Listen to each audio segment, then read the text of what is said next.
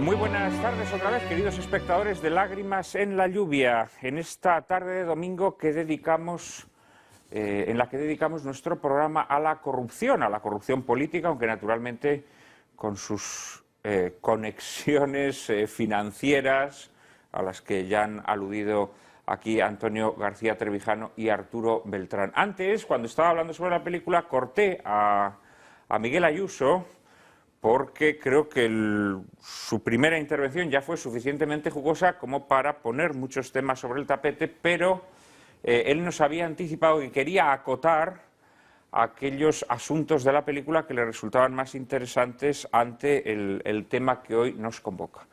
Y ahora le pido a Miguel que nos los exponga con tranquilidad. No, voy a hacerlo de una manera bastante sucinta, porque en realidad mi intención era presentar lo que llamé, no sé si de modo muy acertado, territorios que evoca la película y también temas que son atinentes y que conciernen a la cuestión que hoy vamos a abordar. Yo, sinceramente, compartiendo el juicio de Antonio García Trevijano respecto del carácter antiguo de la película en lo que tiene que ver con cómo se produce la corrupción, con el modus operandi de la corrupción hoy, y compartiendo que no es tan antiguo porque casi hasta antes de ayer, mientras ha habido todavía aquí posibilidades en el mundo de la construcción, esto se ha seguido haciendo, pero es verdad que se resulta antigua en ese sentido, o que resulta fragmentaria, o que se ocupa exclusivamente de un ámbito dentro de las múltiples modalidades, y no la más compleja. Hoy el mundo es mucho más complejo, el mundo de la corrupción es infinitamente más complejo.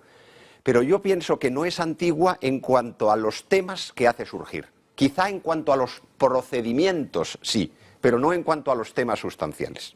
Por ejemplo, el caciquismo.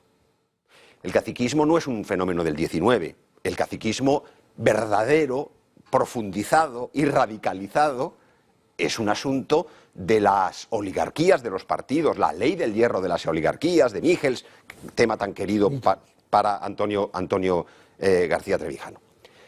Incluso en la película se plantea de modo caricaturesco, brutal, grosero, grotesco, pero no por ello deja de ser interesante cuando aparece el alcalde con fajos de billetes repartiéndolos a la población que se arremolina en su torno y mirando de reojo a la oposición diciendo democracia, democracia. Este es el modo como nuestro partido concibe la democracia. Es precioso, es exagerado, es bufonesco, pero es certero, es certero. Es antiguo en la expresión, no lo es en el fondo.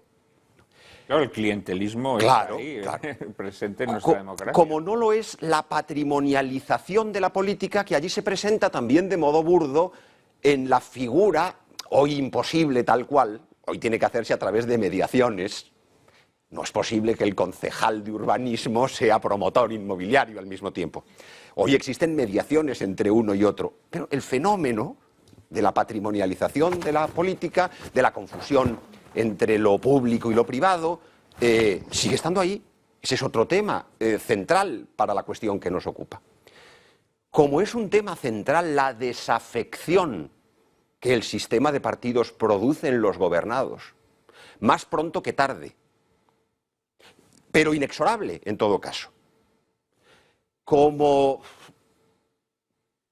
el transfugismo, ese es otro tema central también en el mundo de los partidos y que aparece meridianamente en la última parte de la película, el significado, e incluso temas de fondo de moral política interesantísimos, como incluso el problema del mal menor, que aparece cuando el futuro alcalde, el centrista, que es el democristiano, yo creo que la derecha representa al partido monárquico en la película, mientras que el centro es la democracia cristiana, pero no estaría seguro, tendría que yo haber estudiado, 63. Tendría que haber estudiado un poquito mejor. La democracia cristiana. Probablemente ya es la democracia, pero esa distinción entre centro y derecha, yo creo que todavía en Nápoles el partido monárquico jugaba el papel del centro con una cierta representación importante. Pero en fin, dejemos da igual. El transfugismo está perfecto.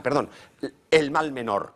cuando el concejal centrista con conciencia dice que no puede votar a favor de que sea elegido concejal el corrupto tránsfuga, le dice, no, pero usted dirige un hospital, ¿verdad? Y en el hospital a veces se hacen cosas que no le gustan, pero si usted, porque hay cosas que no le gustan, dejara la dirección del hospital, en realidad sería peor, porque sería nombrado director del hospital alguien peor que usted. Bueno, es precioso, es el gran tema del mal menor, otro de los grandes temas. Bueno, yo creo que es que aquí, es que podemos sacar más temas todavía. Bueno, Es el tema de Platón. Claro. De que si no te dedicas la gente buena a la política, ocupan en su puesto los malos. Entrarán los malos. También un tema muy interesante es cómo la democracia, muchas veces bajo una fachada de transparencia, lo que logra es mayor opacidad. Esa comisión de investigación que se monta en el ayuntamiento, ¿no? Que es además muy típico de nuestra época. Para crear confusión, para taparlo todo. Para taparlo todo se crea una comisión. Y yo, para no hablar más, una coda.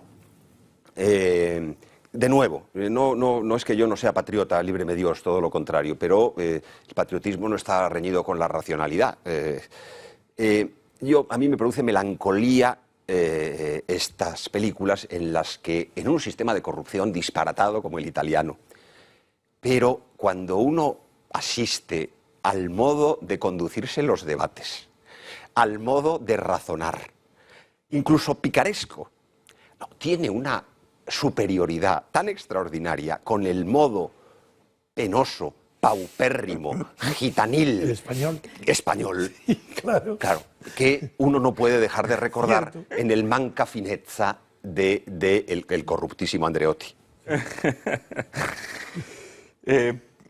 Miguel antes hizo unos comentarios poco benévolos, digámoslo así, con la democracia cristiana, considerando que de alguna manera era responsable de los males que se infiltran en los países europeos tras la Segunda Guerra Mundial y concretamente de este Italia, mal de la corrupción, ¿no? Referido a esta película. No sé si José Luis González Quirós comparte esta visión poco benigna de la democracia cristiana. Ejercer de defensor de la democracia cristiana italiana exige un grado de heroicidad del que yo estoy muy alejado, ¿no? No conozco tampoco suficientemente bien la historia política italiana reciente, pero me parece obvio que la democracia cristiana en Italia juntó sobre sí un montón de propiedades que la hacían especialmente apta para hacer las cosas que hizo, para hacerlo mal, ¿no? En primer lugar, un poder excesivo. En segundo lugar, una doctrina que supuestamente inspirada en las fuentes cristianas, pues no dejaba de ser sino una especie de cobertura más o menos discutible de políticas socialistas de fondo, ¿no? De políticas socialistas de fondo. Y en tercer lugar, una capacidad casi infinita de pactar. Y liberales. Más del primer tipo, más del consenso socialdemócrata que del consenso liberal. Y en tercer lugar, una capacidad realmente muy alta de encarnarse y de asociarse con poderes locales que son en Italia desde hace muchísimo tiempo y en el Mezzogiorno no más, pues de carácter mafioso, ¿no? Entonces, claro, todo ese cóctel, pues la verdad es que lo que es asombroso es que haya durado tanto. Y bueno, no solo ha durado tanto, sino que me parece que en cierto sentido toda la política italiana y todo lo que estamos asistiendo ahora pues son reediciones tratando de variar la fórmula de esa misma especie de sopa primordial de la política italiana, ¿no? La verdad que yo creo que eso es una cosa esencial para que la corrupción se dé como fenómeno nítido, ¿no? Que es la capacidad de confundir ideológicamente los fines y los medios. Es decir, el hecho de que... Pero claro, la corrupción en el fondo, ¿qué es? La corrupción es un engaño. Es el engaño que el que representa al pueblo, que gobierna en nombre de otros y para el bien de otros, el engaño en el que se beneficia a sí mismo y perjudica a los otros. Eso es lo que es esencialmente la corrupción. Es decir, la corrupción no consiste, no hay ninguna sustancia de la corrupción distinta a esta. Que el gobernante hace lo que hace para sacar beneficio personal, no para obtener un beneficio de la sociedad a la que sirve, ¿no? Entonces, eso exige esencialmente el engaño. La corrupción no es posible. Lo contrario de la corrupción es la transparencia. Es decir, un ayuntamiento en el que las cuentas estuviesen claras, un organismo en el que los miembros de ese organismo den cuenta de cada uno de sus actos y de cada una de sus transacciones y de cada uno de sus acuerdos, la corrupción es más difícil. No es que no sea posible, sigue siendo posible, pero es más difícil. O sea, la esencia de la corrupción es el engaño. Y claro, el engaño es tanto más fácil de hacer cuanto más supuestamente sublimes son los fines que persigues. Es decir, el demócrata cristiano que está persiguiendo pues nada menos que teóricamente administrar la justicia social y el bien común por los medios de la doctrina social de la Iglesia, bueno, claro, tiene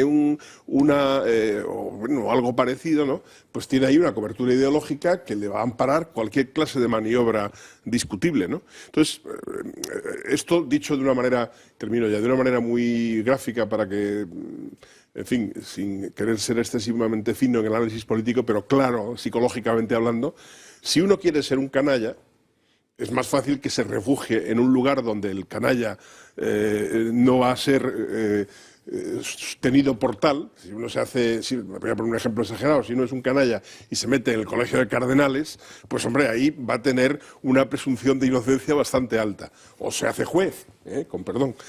Mientras que si eres un canalla y te apuntas a un sindicato de canallas, te van a localizar rápido. Entonces, la capacidad de ocultación, la capacidad de disimulo, la capacidad de engaño son esenciales. Y ahí la ideología juega un papel decisivo. Es imposible corromper la situación política si eres, por ejemplo, pues Mrs. Thatcher, que le estás diciendo a la gente que tiene que ser, que tiene que trabajar más y que tiene y que los sindicatos no sé qué, estás dándoles con el látigo. En cambio, si les estás proponiendo la salvación poco menos que eterna y grandes milagros, pues evidentemente tienes mucho espacio para la corrupción. Es decir, este era un poco lo que yo quería subrayar, ¿no? Y eso respecto a la democracia cristiana, que era una doctrina política que en un país tradicionalmente católico como Italia en los años 60, pues lógicamente tenía que ser vista con simpatía por un enorme número de gente y con una gran confianza, la confianza que en el fondo tienes casi hasta, si me apuras, a tu párroco. Y eso es una condición que casi es absolutamente necesaria para corromperte, el que estés por encima de la sospecha. Antonio, antes se te quedó en el tintero que el nombre el título de la película. Sí, Querías hacer un comentario sobre el título de la película. Me gustó mucho el nombre porque me recuerda una de las obras grandes de la pintura italiana, para mí, quizás el más grande pintor del siglo XX italiano, que es Umberto Boccioni, que diré, que es en un cuadro que se llama La città che sale, que es los suburbios, como en la película, la construcción en terrenos áridos, que donde no había el ensanche de las ciudades, donde hay unas chimeneas echando humo que ennegrece toda la ciudad en la pintura, y encofrado de la construcción. Estoy hablando del año 13 o 12, porque Umberto Boccioni murió en la guerra europea, se cayó del caballo, pero es un pintor y escultor tan grande que estoy seguro de que el cuadro de Guernica de Picasso ha visto antes este cuadro, porque están los caballos, igual que en Guernica, tirándose al río, porque por la columna de humo es la destrucción que al principio de la película se ve cómo se derrumban las muertes, pues ese ambiente es el que recoge ese cuadro. Y por eso me ha gustado el nombre, porque lo ha unido a una tradición bellísima de la pintura italiana de Umberto Boccioni. Eso por un lado, ya que tengo la palabra, pero yo procuraré desde luego ser muy rápido. Para contestar dos cosas. Democracia cristiana. En España, muchos españoles, sobre todo los jóvenes, se preguntarán por qué en España no hay un partido demócrata cristiano, si lo hay en Italia, si lo hay en Grecia, si lo hay en Alemania, en toda Europa. Pues muy sencillo, porque el Partido Demócrata Cristiano en España se llamaba franquismo. El Partido Demócrata Cristiano en España era Franco. Y Gil Robles y Ruiz Jiménez, la derecha y la izquierda de la sala, y a Julio Aguerra, el vasco, y los demócratas cristianos, Antón Cañellas de Cataluña, tuvieron el error, primero, de no comprender que su clientela era la de Franco. Por tanto, si no eran enemigos mortales de Franco, no tenían clientela. Segundo, que antes de que hubiera libertades, Gil Robles fue el primero de todos los dirigentes de la oposición a Franco que pidió elecciones. ¡Qué error! Pidió elecciones Gil Robles, cuando no había libertades. Claro, no sacó un diputado. Claro. Esa es la razón por la cual no existe democracia cristiana en España. Miguel. No, muy interesante. Yo digo que no existe democracia cristiana en España, gracias a Dios. Lo que pasa es que la democracia cristiana que en España significó el franquismo es una especie de régimen italiano con una dictadura en el que hay una derecha y una izquierda, y la falange y los católicos, primero la Santa Casa, la Acción Católica, los propagandistas católicos, luego el Opus se mete por ahí con sus guerras internas, ¿no? Pero eso, y con ese arbitraje superior de Franco, eso es el franquismo. Es verdad que es la democracia cristiana preconciliar, por tanto siempre infinitamente mejor que la que vino luego. Exacto. Eso es otro tema diferente. Sí. La posconciliar es la mariteniana. Maritain ya sé que es antes del concilio, pero Maritain... No, pero tuvo en España también. Sí, el año 36 en la... No, y discípulos... Sí. Como este que acaba de morir. Como Gregorio Peces Barba, quien no suelo mencionar. Pero... así son las cosas. Yo estoy de acuerdo con Antonio García Trevijano en que Franco Franco es la democracia cristiana de algún modo. Es otra democracia cristiana autoritaria, claro. Pero es la democracia cristiana. Y luego la democracia cristiana es el Partido Popular en nuestros días, claro. Porque precisamente por ese ensamblaje, por eso es franquista, por eso ese ensamblaje turbio y pintoresco de toda suerte de razas y pelajes, claro. Que eso es demócrata cristiano, Porque en Italia la democracia cristiana es socialista en parte, tiene razón José Luis, faltaría más, pero también es liberal. Desde el punto de vista moral, la democracia cristiana es el partido que seculariza Italia, que es una cosa verdaderamente increíble. El partido que seculariza Italia, el partido que introduce el divorcio, que introduce el aborto en Italia es la democracia cristiana. En Italia se dijo que era el cajón desastre político del Vaticano, donde se metía todo. Sí, lo que pasa es que ahí está otro tema central y interesantísimo, que es el clericalismo.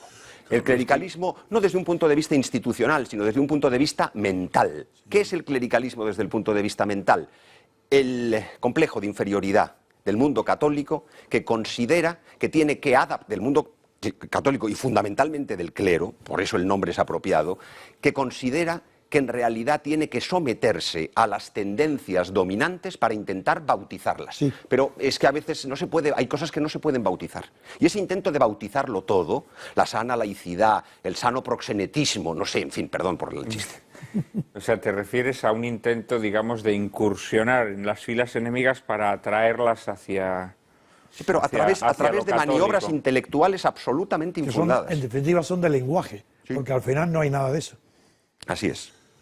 Me pedía la palabra José Luis. No, bueno, lo que pasa es que si nos metemos por aquí nos vamos del tema, me parece. Sí, ¿no? Pero bueno, podéis hablar mínimamente. Lo que pasa es que lo que se ha dicho respecto a la democracia cristiana en España es interesante. Yo efectivamente creo que el público que habría tenido la democracia cristiana como partido del sistema de partidos en España era el público del franquismo, y que aquí, pues por la operación, pues cómo se hizo la transición y la necesidad de demonizar el franquismo, probablemente más allá de lo razonable y tal, pues ha hecho imposible la existencia de ese partido, ¿no? Pero tampoco hay que olvidar que la Iglesia se empeñó muy nítidamente en que el franquismo tuviese un pronto fin. Es decir, que el papel, la persona de Francisco Franco, pues evidentemente todos los testimonios indican que sufrió de una manera bastante dura en sus últimos años una incomprensión esencial, que es que no podía entender cómo la Iglesia, que según él tanto le debía, y yo creo que no solo según él, sino que de hecho le debía mucho, al menos la Iglesia española, cómo le estaba tratando como lo estaba tratando. Y claro, esa intervención de la Iglesia en la política española pues hacía totalmente imposible cualquier tipo de arreglo, ¿no? Pero esto es marginal. Yo querría volver al tema esencial, es decir... la corrupción es algo que está en la naturaleza humana. Nosotros somos seres corruptos. La tendencia al mal, en fin, no hace falta ser ni siquiera un creyente para procesar esta idea. Es decir, cualquier persona que sea mínimamente sensata tiene que saber que una persona tiene tendencia a hacer, sobre todo cuando no le ven, cosas que están mal hechas. Esto no cabe duda ninguna, ¿no? Esto no se puede poner en duda. Es decir, la idea de que haya una persona que, dejada a sus solas fuerzas y sin vigilancia, actúe siempre de una manera perfecta, bueno, pues bien, se puede postular de manera teórica, pero tiene poco sentido común, ¿no? Entonces, hay una tendencia a corromperse, a decir, a abusar de los demás, a engañar, a tal. Ahora bien, eso, cuando se organiza una estructura política, del tipo que sea, la sabiduría política elemental tiene que llevar a tratar de evitarlo. Y el problema es cuando no se ponen en pie las instituciones, los mecanismos y los sistemas que permiten evitarlo, sino que se hace exactamente lo contrario. Yo hace un par de años leí una biografía bastante buena de Largo Caballero.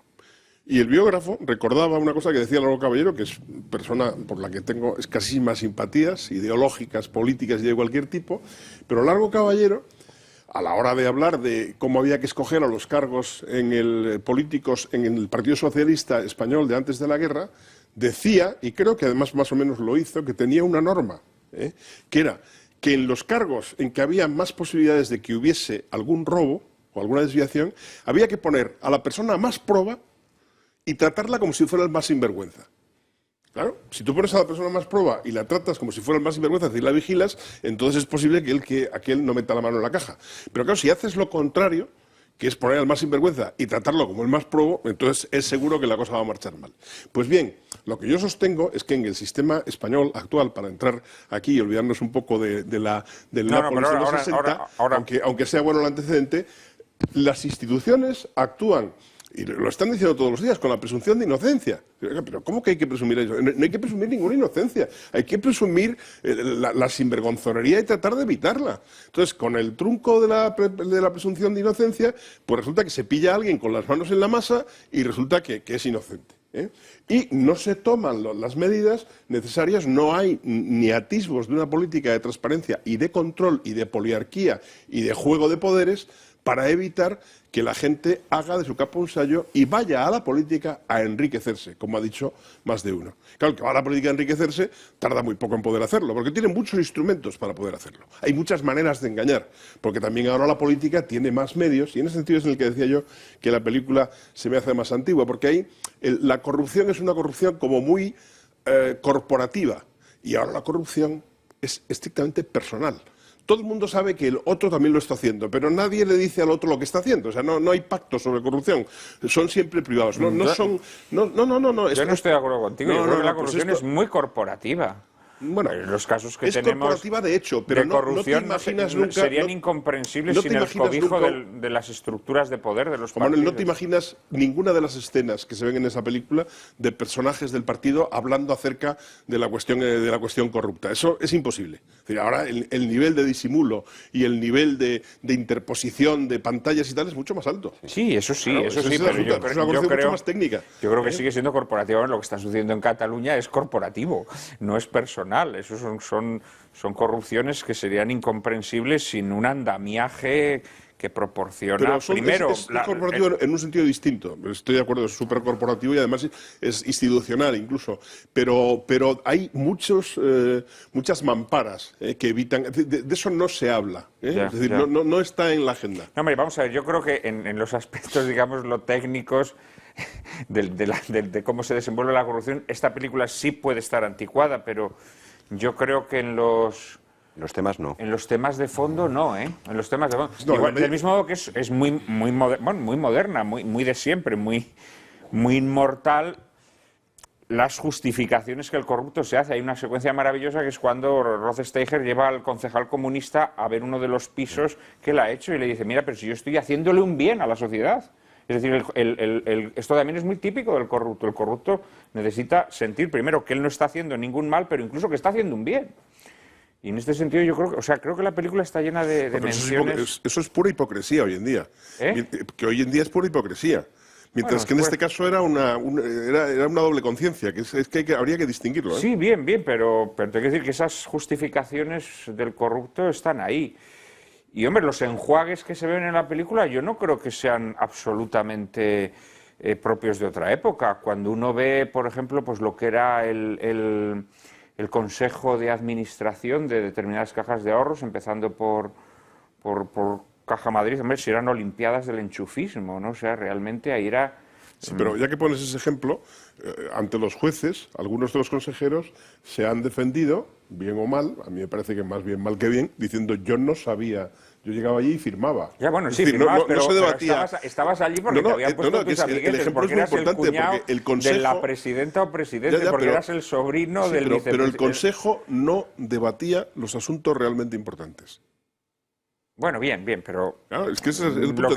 El que estaba allí se ha prestado a aquello, pero no ha sido protagonista de las grandes decisiones financieras. No ha intermediado en lo que se va a llevar, quien se lo haya llevado por darle tal dinero a tal constructor o a tal partido. Eso no lo han sabido. Los enjuagues estos que se ven en la película, yo creo que hoy tienen, como decía Miguel, procedimientos distintos, seguramente mucho más asépticos, también mucho más engañosos, menos expeditivos más arteros, y burdos, si se quiere, que los que se muestran en la película, pero creo que tienen una vigencia indudable. Me piden todavía la palabra por este otro bando. No. Primero Arturo y después, pero va a ser después de una pequeña pausa para la publicidad. Enseguida estamos con todos ustedes en apenas un minuto.